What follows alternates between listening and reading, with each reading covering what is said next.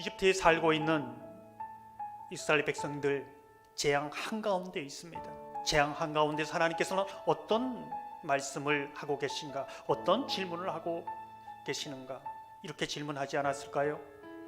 나를 누구로 믿고 있는가? 나를 누구로 예배하고 있는가? 나는 너희들에게 누구냐? 너희는 스스로 누구라고 생각하느냐? 너희는 정말 하나님의 백성이라고 생각하느냐? 하나님께서는 코로나는 재앙 가운데 살아가고 있는 저와 여러분에게 동일한 질문을 하고 있지 않을까요? 오늘 본문은 열 재앙 이야기입니다. 두 번째 재앙으로 개구리 재앙을 말하고 있습니다. 개구리 재앙은 무엇을 말해주고 있는가? 이집트에서 개구리 신은 출산을 돕는 신, 헤게트 신을 말합니다. 자녀들과 관계된 신입니다. 고대 이집트 사람들은 자녀들을 위해서 이 개구리 신에게 무엇을 구했을까? 간절히 소원을 빌었을까? 자녀들의 미래의 성공 아니겠습니까? 그런데 이것이 웬일입니까? 자녀들의 미래를 보장해주는 신이 이제는 모든 사람들에게 고통을 줍니다. 이러한 재앙을 보면서 질문하게 됩니다. 과연 자녀들에게 무엇이 복이 되는가?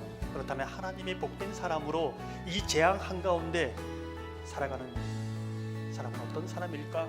오늘 본문은 모세를 보여주고 있습니다. 재앙 한가운데서 첫째 재앙부터 마지막 재앙까지 논쟁하고 있었습니다. 단 하나의 주제라는 것이지요. 예배드리는 문제입니다. 바로와 이스라엘 백성, 바로와 모세가 이 부분을 가지고 타협을 하고 협상을 해가는 것이지요. 중요한 사실은 바로의 요구가 아니라, 잘 타협하는 것이 아니라 모세는 여호와의 말씀에 라는 이 기준을 가지고 나가고 있습니다. 재앙 한가운데서도 소망을 보고 재앙 한가운데서도 아침을 볼 수 있는 사람, 여호와의 말씀에 여기에 있지요. 참 놀라운 사실은 모세가 여호와의 말씀대로 하니 하나님께서 모세의 말대로 하십니다. 하나님께서 미래를 보장해 주는 인생입니다. 장벽에 부딪혀도 잘 되는 인생이지요. 돌부리에 넘어져도 복된 인생입니다. 갈등이 있고 어려움이 있어도 그 인생을 멋있게 인도해 주십니다. 모세가 그럼 무엇을 위해서 이렇게 수고하고 있고 에너지와 시간을 소비하고 있는가? 자신을 위해서가 아닙니다. 그 백성을 위한 삶으로 이 모든 것을 쏟아내고 있는 것이지요. 그것이 하나님의 마음입니다. 그것이 정말로 재앙 가운데, 이 세상 한가운데 살아가는 복된 사람의 모습을 보여주고 있는 것이지요. 오늘 본문을 계속해서 보면 세 번째 재앙으로 이 재앙을 말하고 있습니다. 이 재앙은 무엇을 말해주는가? 요술사들이 이 재앙에서부터 하나님의 권능을 인정하게 됩니다. 자기의 모든 능력이 한계에 달았을 때에 하나님의 능력을 인정하고 또 보게 된다는 것이지요. 놀라운 것은 하나님의 권능, 이건 하나님이 하시는 일입니다 라고 고백을 하고 있지만 하나님을 예배하지는 않습니다. 하나님을 섬기지는 않는 것이지요. 오늘 본문 말씀을 자세히 보면 재앙이 있지만 바로 스스로 이 문제를 해결할 수 없습니다. 해결할 수 없다는 것을 인정하면서도 모세에게 하나님의 능력을 구하라고 부탁하면서도 다시는 하나님을 예배하지 않습니다. 그런데 왜 하나님께서는 그런 바로의 기도를 응답해 주십니까?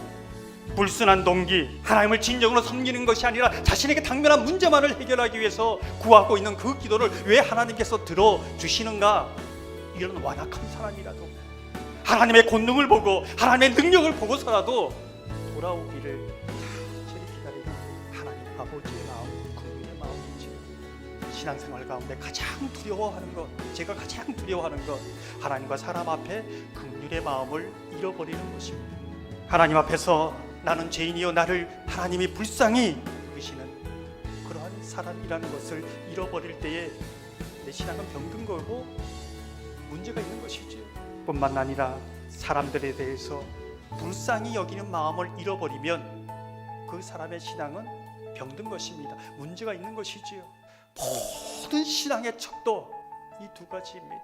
긍휼의 마음을 잃어버린다면 모든 것을 잃는 겁니다. 오늘 본문을 계속해서 보면 네 번째 재앙으로 파리 재앙을 말씀해 주고 있습니다. 파리 재앙은 무엇인가?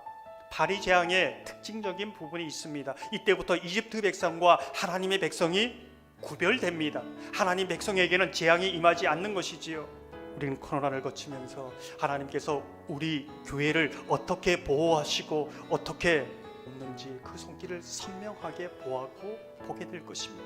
뿐만 아니라 여러분이 서 있는 그곳에서 하나님께서 여러분을 보호하시고 돌보신다는 것을 경험하고 만나는 그러한 은혜가 있기를 소망합니다. 바라기는 저와 여러분이 이 땅에서 구별된 하나님의 보호하심을 받을 뿐만 아니라 마지막 최종적인 심판대 앞에서 하나님의 보호하심과 구원하심을 얻는 구별된 백성으로 서기를 주님의 이름으로 축원합니다. 어쩌면 코로나가 다 종식되고 앞으로 더 지독한 코로나가 올 수도 있습니다. 그러나 늘 그 한가운데서 아침을 보며 소망을 볼 수 있다는 건 무엇일까요?